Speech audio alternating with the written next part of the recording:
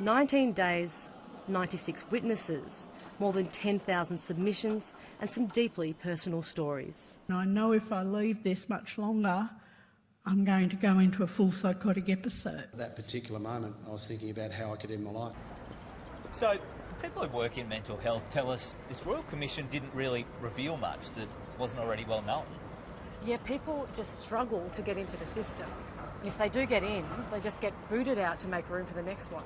We are sometimes forced into discharging into unstable accommodation or even homelessness. I put that directly to the Premier. How are you, Premier? What did we learn that we didn't already know then? Look, I think that we'll have a better understanding of exactly where some of the deficiencies are, but it takes a bit of courage, I think, to say, OK, we'll turn this over to an independent body. They can be free and frank in the advice that they give us, in full and certain confidence that we will implement every one of the recommendations they make. This was billed as a different kind of Royal Commission, less an investigation and more an open question. How do we make things better?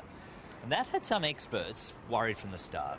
We asked to ask them some very probing questions to get to the heart of what's going on inside the wards. And that didn't really happen.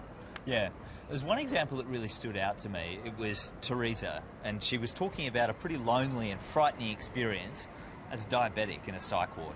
I'd have to get a doctor to come and sign off that it was okay for me to take my insulin. So it was incredibly scary.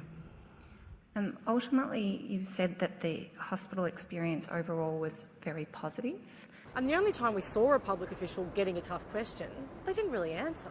That's probably as far as I can go.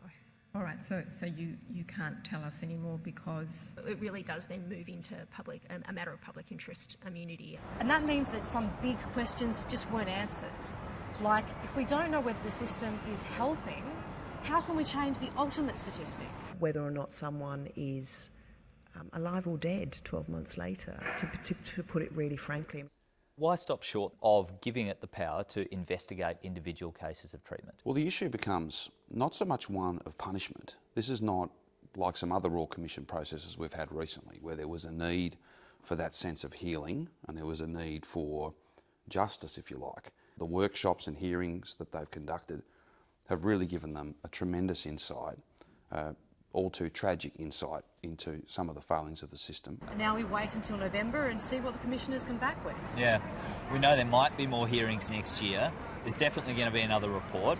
Critics have said, why have a Royal Commission for the purpose of recommending changes that effectively people knew were going to cost $1 billion? Was this a way to delay that? Well, it may cost substantially more than $1 billion. We'll have to wait and see what the Royal Commission comes back with. But similar criticisms, James, were run when we established the Family Violence Royal Commission. And 227 recommendations and $2.5 billion later, we don't just lead our nation, we in fact lead the world. Ultimately, I'm not afraid in any sense of being accountable. The reason we are here now is because we had the courage to stand up and say, this system is broken. It can and must be better. I have an absolute determination, a steely will to get this done and to change this system for the future.